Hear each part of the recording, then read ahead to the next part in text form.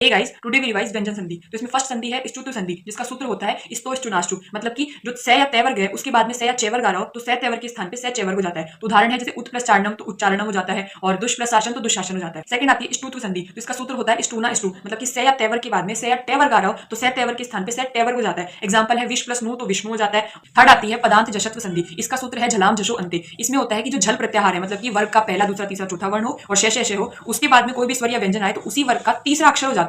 जैसे कि दिग प्लस अंबर है तो दिगंबर हो जाता है, वाक प्लस ईश है तो वागीश हो जाता है। फोर्थ आती है अपदांत जशत्व संधि, इसका सूत्र है जलाम झषि। मतलब कि कोई भी जल प्रत्याहार है उसके बाद में वर्ग का तीसरा या चौथा वर्ण है तो वहां पे उसका वर्ग का तीसरा वर्ण हो जाता है। जैसे कि बुद्ध प्लस दी है तो बुद्धि हो जाएगा, विद्ध प्लस दी है तो विधि हो जाएगा। फिफ्थ आती है अनुनासिक संधि, तो इसका सूत्र है यरो अनुनासिक अनुनासिका वा। मतलब कि यर प्रत्याहार के बाद में कोई भी अनुनासिक वर्ण है तो उस यर प्रत्याहार के स्थान पे अनुनासिक वर्ण मतलब कि पंचम वर्ण हो जाता है। जैसे कि एग्जांपल है दिग प्लस नाथ तो दिगन्नाथ हो जाता है और सद प्लस मार्ग तो सन्मार्ग हो जाता है। सिक्स्थ आती है लत्व संधि, जिसका सूत्र होता है टोटली। मतलब कि तय वर्ग के बाद में यदि ले आ रहा है तो उस तय वर्ग के स्थान पे ले हो जाता है। जैसे कि उद प्लस लेख तो उल्लेख हो जाता है। सेवंथ है चतुर्थ संधि, जिसका सूत्र है खरीच। मतलब कि कोई भी व्यंजन के बाद खर वर्ण मतलब वर्ग का पहला है दूसरा वर्ण आए तो उसके स्थान पे पहला हो जाता है। जैसे कि दिग प्लस काल तो दिग काल हो जाता है, पृथक प्लस त्व तो पृथकत्व हो जाता है। एट्थ आती है छत्र संधि, इसका सूत्र होता है षष्ठ छोटी। मतलब कि कभी वर्ग का पहला दूसरा तीसरा चौथा वर्ण हो उसके बाद में शय हो या और उसके बाद में कोई स्वर या फिर य हो तो शय के स्थान पे छह हो जाता है। जैसे तत्व प्लस शिव तो तच्छिव हो जाता है। नाइन्थ नंबर पे आती है अनुस्वार संधि, जिसका सूत्र होता है मोनुस्वार। तो मैं के बाद में यदि कोई झल प्रत्याहार आ रहा हो तो वहां पे अनुस्वार हो जाता है। जैसे कि सम प्लस सार तो संसार हो जाता है, ग्रहम प्लस गच्छति तो ग्रहम गच्छति अनुस्वार लग जाता है उसपे।